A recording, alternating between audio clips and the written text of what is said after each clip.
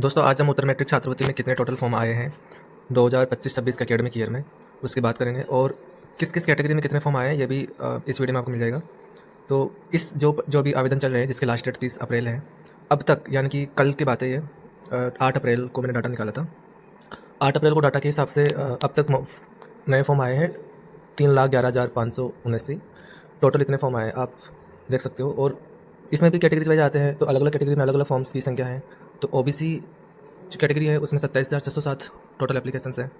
SC में सबसे ज़्यादा है 1,46,189 और एसटी में 98,000 के आसपास है, अप्रोक्सीमेट 1 लाख ही हो गए।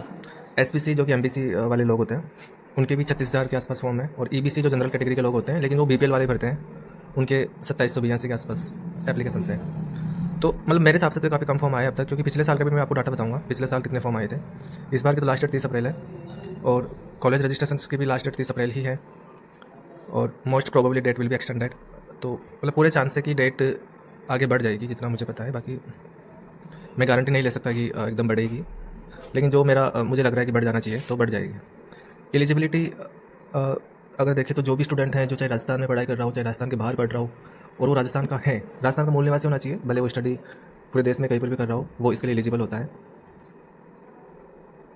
कैटेगरी की अगर हम बात करें तो लगभग सभी कैटेगरी को मिलती है, SC ST OBC EBC SBC. लेकिन ओबीसी और ईबीसी में क्या होता है कि जो बीपीएल धारक लोग होते हैं उन्हीं को एलिजिबल होते हैं। अदरवाइज जैसे किसी के फादर नहीं है या कोई विडो कैटेगरी की लड़की है या कोई डाइवोर्स महिला है या उनकी संतान है या विडो वोमेंस की संतान है तो उनको भी एलिजिबिलिटी रखती है। और एलिजिबिलिटी में एक और चीज़ आती है कि जो स्टूडेंट है उसके पेरेंट्स गवर्नमेंट जॉब में नहीं होना चाहिए। गवर्नमेंट जॉब वालों के लिए एलिजिबल नहीं है चाहे कोई सी भी कैटेगरी हो। तो वो तो था 25-26 का डाटा ये तो। और अब मैं बताता हूँ 24-25 में कितने टोटल फॉर्म्स आए थे last year scholarship application academic year 2024-25। उस वक्त फॉर्म आए थे 4,82,034 फॉर्म, यानी कि अभी तो 3 लाख के आसपास से आए हैं। पिछली बार टोटल फॉर्म आए थे 4,82,000, अप्रोक्सीमेट 5 लाख मान लीजिए। उस वक्त ओबीसी में 44,000 फॉर्म आए थे लगभग, एससी में 2,25,596, एसटी कैटेगरी में 1.5 लाख के आसपास, एसबीसी में 56,000 और ईबीसी में वही 5,000 के आसपास फॉर्म आए थे। और इसमें से यानी कि 4,82,034 फॉर्म में से 2,38,193 को स्कॉलरशिप जा चुकी है ना। और कुछ रिजेक्ट हो जाते हैं फॉर्म, कुछ ऑब्जेक्शन क्लियर नहीं करवाते स्टूडेंट समय पे, तो वैसे पेंडिंग रहती है। प्रोसेस चल रहा है अभी भी स्कॉलरशिप डिस्पर्स हो रही है लगातार स्टूडेंट्स को, तो डाटा तो बढ़ जाएगा स्कॉलरशिप कितनों को मिली। लेकिन ये जो डाटा था अगर आपको जानना था कि पिछली बार कितना फॉर्म्स आए थे इस बार कितने फॉर्म्स आएंगे, तो क्योंकि इस बार तो काफ़ी कम ही लग रहे हैं तो आई थिंक रेट तो बढ़ना चाहिए क्योंकि फॉर्म्स काफ़ी कम आए हैं। लेकिन इसके पीछे कई सारे कारण हैं कि कम क्यों आए, क्योंकि टेक्निकल प्रॉब्लम्स भी बहुत ज़्यादा हो रही है इस बार।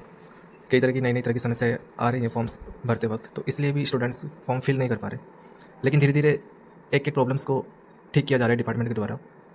जैसे पहले वो एसएसओ आईडी वाली थी प्रॉब्लम्स, ई मित्र आईडी से मैप हो रखी थी, तो अब उसको ठीक किया जा रहा है या हो चुका है अब तो ऑलमोस्ट उसका। तो ऐसे करके काफ़ी सारी प्रॉब्लम्स हो रही है, लेकिन धीरे धीरे सबको ठीक किया जा रहा है और आई थिंक सारी प्रॉब्लम्स एक दिन ठीक हो जाएगी और सारे बच्चे फॉर्म भर पाएंगे। और आपने भी अगर अभी तक फॉर्म फिल नहीं किया है तो आप भी फॉर्म फिल कर दीजिए, क्योंकि 30 अप्रैल लास्ट डेट है। वैसे तो चांस है कि बढ़ेगी, लेकिन मैं गारंटी के साथ में नहीं कह रहा कि बढ़ी जाएगी, हो सकता है ना भी बढ़े। आप ऐसा रिस्क ना लें, आप अभी फॉर्म भर दें। आपके कोई भी छोटे भाई बहन है, आपके क्लासमेट है, उनको भी बोल सकते हो कि फॉर्म भर सकते हो। उत्तर मैट्रिक छात्रवृत्ति का एलिजिबिलिटी आपको पता ही है, सभी कैटेगरी के लोग भर सकते हैं, OBC SC ST SBC EBC. क्योंकि नॉर्मली क्या होता है ना, ईबीसी वालों को पता नहीं होता है कि हम भी एलिजिबल है, उनको लगता है कि हमारे लिए तो छात्रवृत्ति होती ही नहीं है।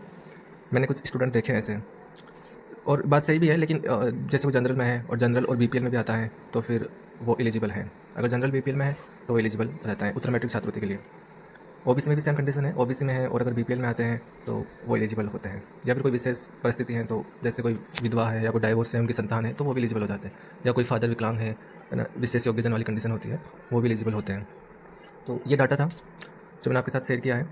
और ये डाटा भी तो बढ़ेगा क्योंकि अभी तो आवेदन चल रहे हैं। अभी तो 3,11,579 फॉर्म आए।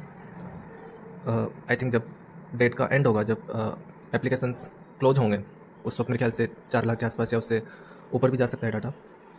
तो ये थी वो कुछ ओबीसी एससी एसटी एसबीसी सबका डाटा कि किसके कितने फॉर्म्स आए हैं। स्कॉलरशिप तो अभी तक नए फॉर्म्स वालों को तो नहीं मिली होगी, शायद एसटी कैटेगरी में कुछ बच्चों को मिली होगी कुछ डिस्ट्रिक्ट में।